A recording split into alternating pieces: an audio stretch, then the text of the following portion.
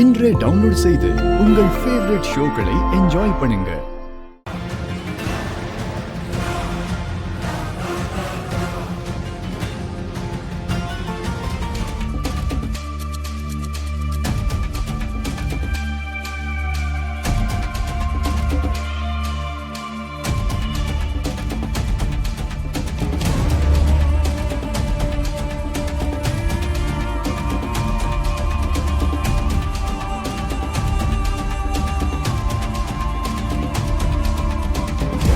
டேய், குடும்பத்துல ஒருத்தனா பார்த்ததுக்காக எங்க கூடவே இருந்து எங்களையே ஏமாத்திருக்கல.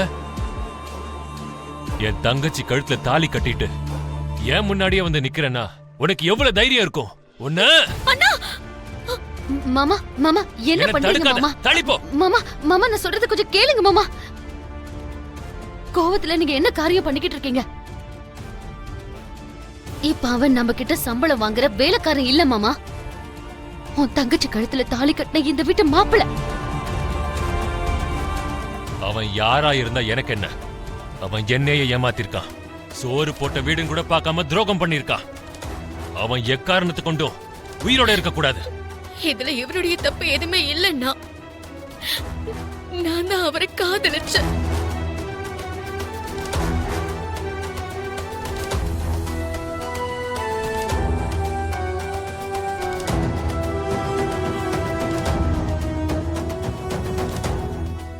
கேட்டீங்கல்ல, ஏற்கனவே இந்த வீட்டு மகாலட்சுமியை எழுந்துட்டு நிக்கிறோம். இப்ப இந்த வீட்டுல பிறந்த பொண்ணைய விதவையாக்கலாம் நினைக்கிறீங்களா மாமா? கோவப்படாம யோசிச்சு பாருங்க. உங்க தங்கச்சியை என்னைக்கா இருந்தாலும் அவளுக்கு பிடிச்ச பையனுக்கு தானே கல்யாணம் பண்ணி வைப்பீங்க. அக்கா இருந்திருந்தாலும் இதைத்தானே பண்ணிருப்பாங்க. ஒரு வேலைக்காரனை கூட தான் குடும்பத்துல ஒருத்தனா பாக்க அந்த தேவதைக்கு கூட ஒரு தெய்வீகத்தனம் இருந்துச்சு.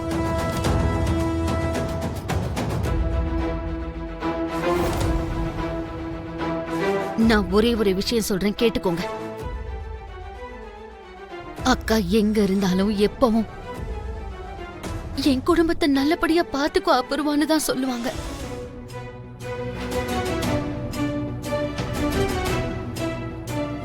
டேய், நான் உயிரோட இருக்கிற வரைக்கும் உன்னை மன்னிக்க மாட்டேன்.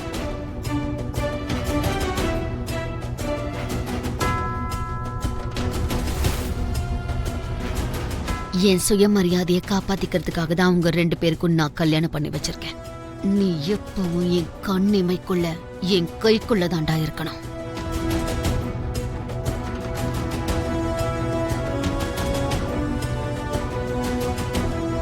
பாத்தீங்கல்ல, நீங்க உயிரோட இருக்கிறதுக்கும் உங்களுக்கு ஒரு வாழ்க்கை கொடுத்ததுக்கும் நான் தான் காரணங்கிறத மறந்துடாதீங்க. வலது கால எடுத்து வச்சு உள்ள வாங்க.